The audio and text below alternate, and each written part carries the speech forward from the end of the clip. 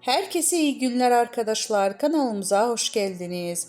Uzak şehrin ailesi Sinem Ünsal ve sevgilisi Berk Cankat Tokyo'da aşka geldi.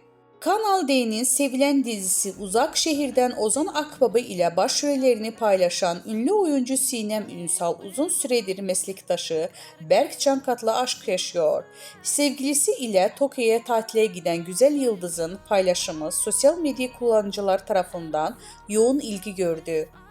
Uzak şehrin ailesi Sinem Ünsal oyunculuğu yanı sıra Instagram paylaşımlarından da adından söz ettiriyor.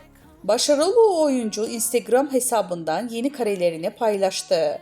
Sevgilisi Berk Cankat'tan Japonya'nın başkenti Tokyo'ya gitti. Burada geçirdiği keyifli anları takipçilerinin beğenisine sunan güzel yıldız sosyal medyanın gündeminde oldu. Güzel oyuncunun paylaştığı fotoğraflar sosyal medyada gündem oldu.